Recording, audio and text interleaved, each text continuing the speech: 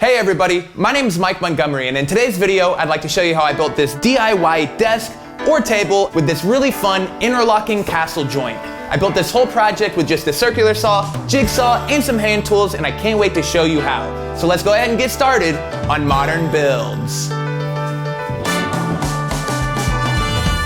Before I could do any building, I picked up the lumber that I needed for this project, and as you can tell, I didn't have the highest quality 2x4s to choose from. They came relatively rough from the mill, so I ran them through the thickness planer to clean up each face and remove the rounded corners.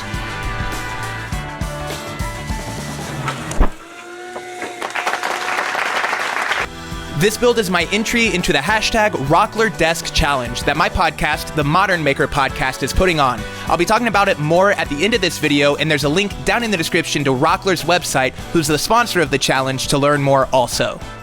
And here you can see the before and after on my boards. I took a little bit more than 1/4 of an inch off, but you can see just how rough the boards were and how clean I got them. Totally worth it.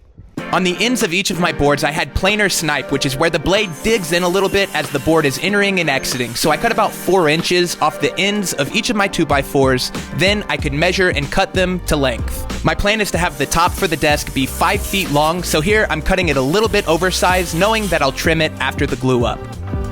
And speaking of that glue up, here I'm arranging 6 2x4s with their best sides up and their best edges meeting. Then I scored 4 lines across the top of the table, and where each of these marks are, I'm going to be installing biscuits. Now this tool is called a biscuit joiner, and it cuts the slot into the side of the board where these pieces of wood, called biscuits, can slide in and help with alignment and add strength to your panel glue ups. Another great option, which only uses a drill, is what's called a doweling jig, and Rockler makes a really great one that I've used in a lot of videos. I'll leave a link to that down in the description.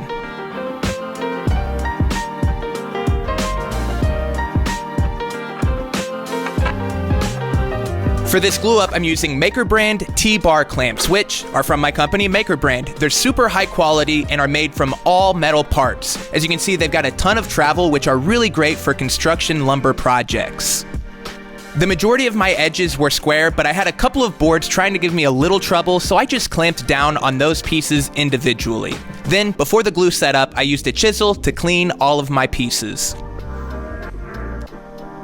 As y'all know, any panel glue up is going to need a little bit of work before it's flat, so I grabbed my belt sander and an 80 grit belt, and I started by marking lines across the tabletop, which are going to help me see what material gets removed.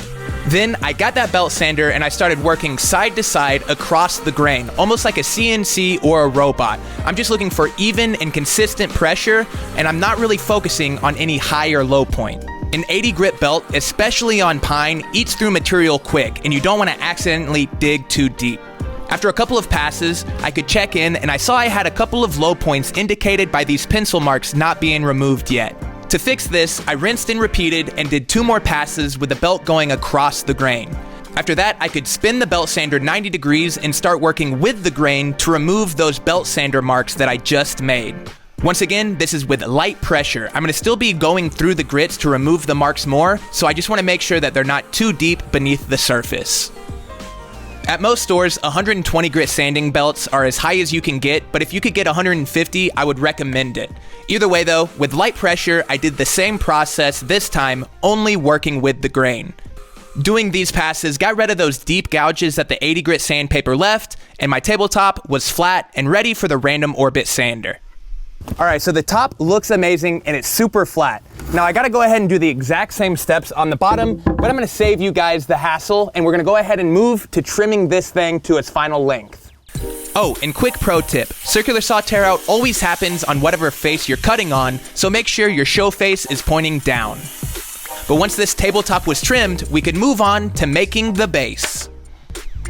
But before we can do that, I'd like to give a big thanks to the sponsor of today's episode, Squarespace. If you need a website, why not build it yourself? That's sort of what Modern Builds is all about. And with Squarespace, you can get a designer-level website with zero website building experience. Squarespace's built-in designer templates look incredible right out of the gate. All you need to be able to do is drag and drop text blocks and upload images, and you are well on your way to a one-of-a-kind website. Squarespace's websites are optimized to look great on desktop, tablet, and mobile. That way your customers get the best experience no matter where they find you. Whether you're interested in a creative portfolio, an online store, or just a simple domain, Squarespace has it all. Plus, if you follow the link down in my description, that's squarespace.com/modernbuilds, you can build out your entire Squarespace site without entering any of your credit card info. And then when it's time to make your new website live, don't forget to use the code ModernBuilds at checkout for 10% off your first site. Now back to the project. Before we build the base, I want to go over how it's made. That way we're all on the same page. Each of the legs are made out of a single 4x4, and on the end it's got what we're calling a castle joint. Essentially, it is a dual mortise. That way our apron pieces can slide in both directions. It's like a plus sign on the top. These were fun to make, and functionally they're very cool. I also need to make these lap joints on each of the apron pieces. That way they can interlock as well, just like this. Awesome. I wanted all 4 of my legs to match, so I got a 10-foot long 4x4 that I'm cutting all 4 legs out of. I wanted to make sure I had clean grain for the tops of each of my legs, although I did have to include knots on the bottom of a couple. I am happy though that I found a post with such straight grain. Once I ran it through the planer, it really did look nice. Laying out these marks is a little time consuming, but it is easy. I marked the center of each of my legs, then I got a cutoff from one of the 2x4s I planed down, and I used that to mark the outline of where each of my joints should be. I used the circular saw, that way I had really straight cuts, especially on the edges of my joints, and then I scored the center to remove the bulk of the material. Then I came back with the jigsaw to square off all of the radius cuts that the circular saw leaves.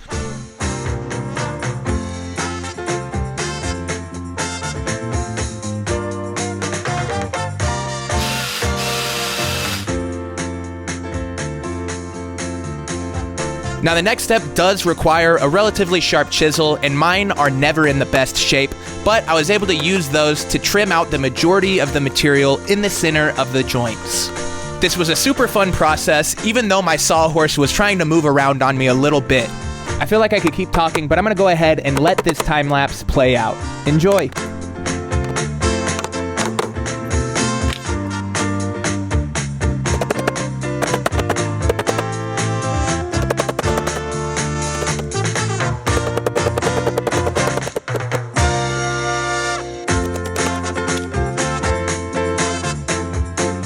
After that was complete, I borrowed what's called a flat round file from my buddy Brett from the channel Skull and Spade.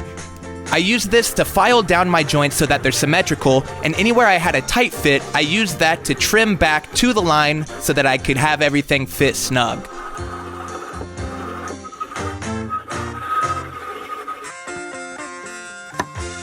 Super pro. Each of these apron pieces require a lap joint so that they can interlock inside of the castle joint.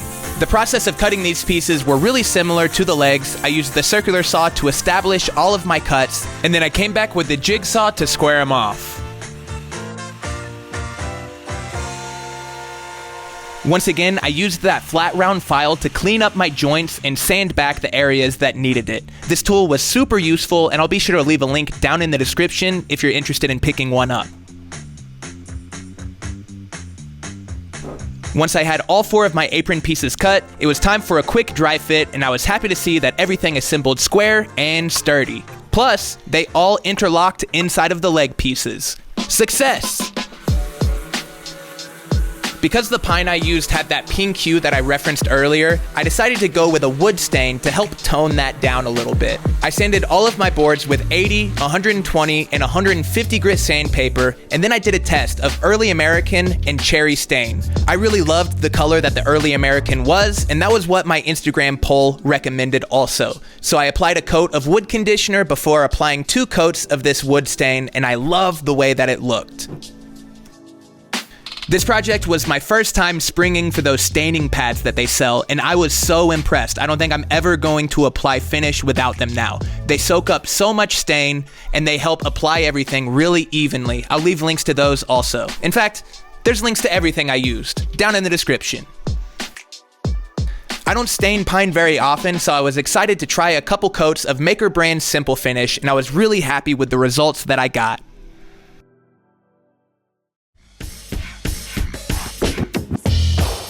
Now that this project is complete, I grabbed my buddy and podcast co-host Ben Ueda to help me assemble everything. All of the pieces slid together just like I was hoping, and even though this project is simple, I love the way it looks.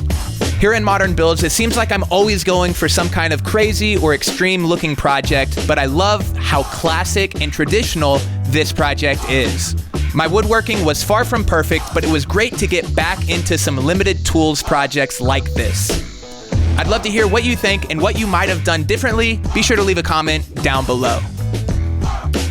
So that's really all there is to this project. It was really fun to get back to basics and do a simple construction lumber project. I was really surprised at how ugly the boards were when I started and just how clean I was able to get everything to. If you caught my last video, then you know I just bought a house and I'm in the process of moving in and setting up a shop and all of that good stuff, which means this desk is about to go into storage for a month or so until I can get around to actually using it. When it's time for final assembly on this desk, I am gonna put glue in every one of those joints. That way they are secured and square, and I'm also gonna run some pocket hole screws in the apron pieces into the top. That way everything stays put. But for now, this is where I wanna leave this project, and I'm so happy with how it came out. One last reminder, the Rockler Desk Challenge is open until November 30th, and there are links to all of the details in the description. This isn't just a competition for competition's sake.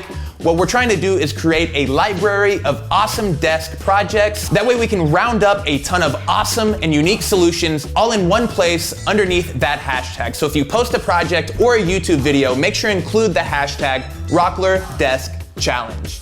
Huge thanks to Rockler for sponsoring this challenge. Links to their website where they've got all of the details are in the description, and they've got some awesome prizes that they're providing. Thanks again, everybody. I appreciate all the support, and I really do hope you enjoyed this video. And until next time, this has been Modern Builds. Bye. All right, one more, but that's it. Fit it in there. Here, pick one then.